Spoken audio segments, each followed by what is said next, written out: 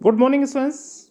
Today we would learn about rhyming words, rhyming scheme, and poetic devices from the poem "A Thing of Beauty." And for the exam, it is a very much important. So now we study.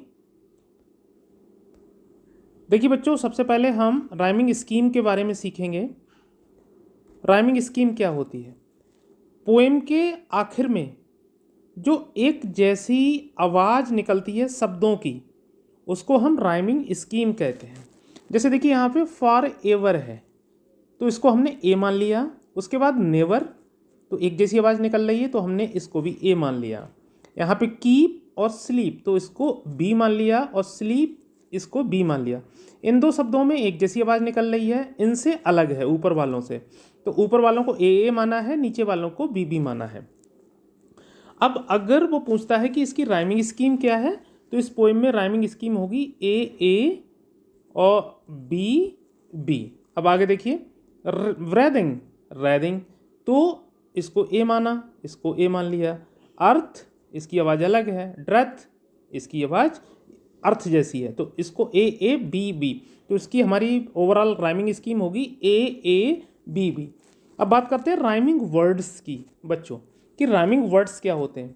Poem के आखिर में ये जो शब्द आते हैं एक जैसी आवाज़ वाले, उनको राइमिंग वर्ड्स बोलते हैं। जैसे देखिए, for ever, never, keep, sleep, तो ये राइमिंग वर्ड्स हो गए। अब वो पूछेगा कि राइमिंग वर्ड्स कौन कौन से हैं, तो लिखेंगे for ever comma never and keep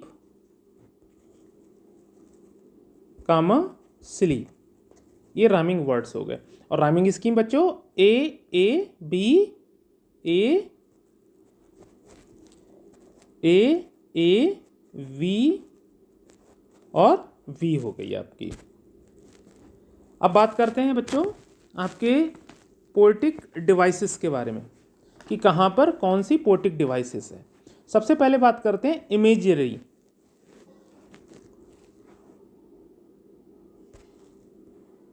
imagery बना है आपकी इमेजिनेशन से। देखिए हम जो है इमेजिनेशन कर लेते हैं कि ऐसा होगा, तो वहाँ पर इमेजरी आती है। जैसे यहाँ पर पहली लाइन में है, a flowery band to bind us to earth. अ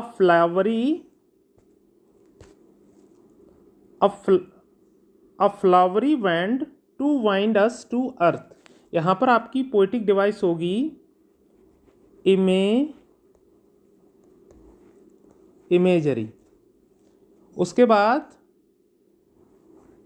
दूसरी लाइन है आपकी, देखिए, ऑफ नोवल नेचर्स और of all the unhealthy and dark and ways. अगर इन दो लाइनों में पोएटिक डिवाइस पूछता है तो आपकी होगी बच्चों अनाफोरा, ANAPHORA। अब देखिए बच्चों, एनाफोरा क्या पोएटिक डिवाइस होती है, जहां पर एक जैसे दो शब्द ऊपर और नीचे वाली लाइन में हो तो वहां अनाफोरा होता है। देखिए यहाँ पे ऑफ है और यहाँ पर ऑफ है, मतलब ऊपर वाली लाइन में भी वही शब्द हो और नीचे वाली लाइन में भी वही शब्द हो, तो वो आपका वहाँ पर पोएटिक डिवाइस अनाफोरा होगी। अब बात करते हैं स्प्राउटिंग अ सेडी वून, फैलाता है एक छायादार बरदान, तो यहाँ पर भी आपकी जो पोएटिक डिवाइस है वो इमेजरी है।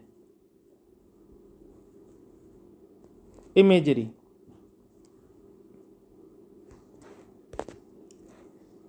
यहाँ पर इमेजरी क्यों है? ट्रीज गिविंग शेड, इसका मतलब है कि जो पेड़ हैं वो क्या दे रहे हैं, शेड दे रहे हैं। आगे बढ़ते हैं, सीक्वेंस वाइज सारी आपको पोएटिक डिवाइसेस के बारे में बताते हैं। अब देखिए, एंड सच आर डेफोडिल्स, यहाँ पे भी हम इमेजिनेशन कर रहे हैं, ग्रोइंग प्रोसेस ऑफ डेफोडिल्स बता रहे हैं, तो यहाँ पर भी आपकी जो पोएटिक डिवाइस होगी वो इमेजरी होगी। उसके बाद देखिए, एंड क्लियर रेल्स, इसमें भी आपकी इमेजरी होगी। और उसके बाद of fair musk rose bloom, of fair rose musk rose bloom. हमने कल्पना कर ली कि जंगलों में जो जंगली मस्करोज हैं वो खिलते हैं, तो यहाँ पर भी इमेजरी होगी। फुल ऑफ मस्करोजेज है पूरा जंगल। ग्रांडियर ऑफ डूम्स, यहाँ पे भी आपकी जो फिगर ऑफ स्पीच है, ये सब इमेजरी बता रहे हैं हम। हमारे जो पूर्वज हैं उनकी शान जो है वो बहुत ही महान है, तो यहाँ पे भी आपकी जो फिगर ऑफ स्पीच है वो इमेजरी है। और यहाँ की जो लास्ट की जो 3 लाइन्स हैं इसमें भी इमेजरी होगी। We have imagined for the mighty dad all lovely tales that we have heard और read in endless fountain of immortal drink pouring unto us from the heavens bring। तो ये हमने एक कल्पना कर रखी है जन्नत के बारे में, तो यहाँ पे भी हमारी जो पोइटिक डिवाइस होगी वो इमेजरी होगी। अब छोटी छोटी जो पोइटिक डिवाइसेस हैं 3 वर्ड्स में या फिर एक लाइन में, वो शुरुआत करते हैं शुरू से कि यहाँ पर कौन कौन सी पोइटिक डिवाइसेस आ जाएंगी।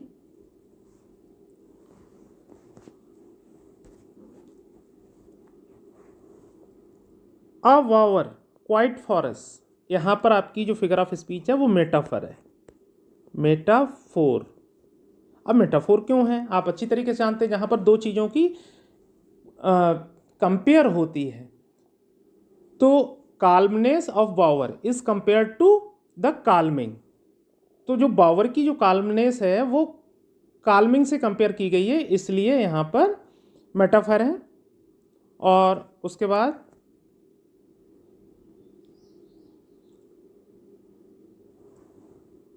A slip full of sweet, देखिए यहाँ पर स्लीप है, यहाँ पर स्वीट है, तो एक जैसी आवाज के शब्द आ रहे हैं, तो यहाँ पर होगा अलिट्रेशन, एलिट्रेशन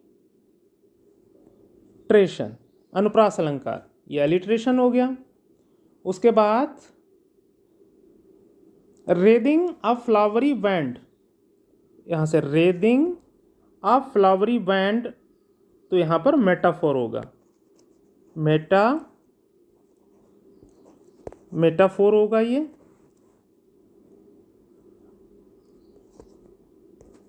मेटाफोर। अब यहाँ बैंड टू बाइंड, अगर इनमें पूछा जाए तो यहाँ बैंड है यहाँ बाइंड है, तो यहाँ पर आएगा अलिट्रेशन, एलिट्रेशन एक जैसे आवाज वाले शब्द। और उसके बाद नोवल नेचर्स, ये नोवल नेचर्स में भी एलिट्रेशन है आपका। और आफ्टर दैट सम शेप, यहाँ पर भी एलिट्रेशन हो गया। सच द सन, यहाँ पे भी एलिट्रेशन हो गया आपका। और स्प्राउटिंग अ शैडी, स्प्राउटिंग अ शैडी, इसमें भी आपका एलिट्रेशन हो गया, अनुप्रास अलंकार हो गया। लेकिन देखिए ओल्ड एंड यंग, ये जो है ये एंटीथीसिस है। एंटीथीसिस जहाँ पर 2 शब्द बिल्कुल एक दूसरे से भिन्न होते हैं, अपोजिट होते हैं। देखिए ओल्ड मानी बूढ़ा, यंग मानी जवान, तो यहाँ पर ये हो गया आपका एंटीथीसिस। और इस पोएम में एक एंटीथीसिस और है, देखिए दिखाते हैं आपको।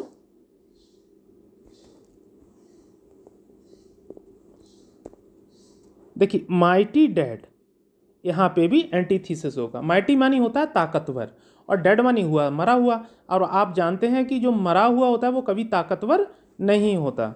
सिंपल सीप एलिट्रेशन, और after that cooling covered, cooling covered alliteration एक जैसी आवाज वाले शब्द।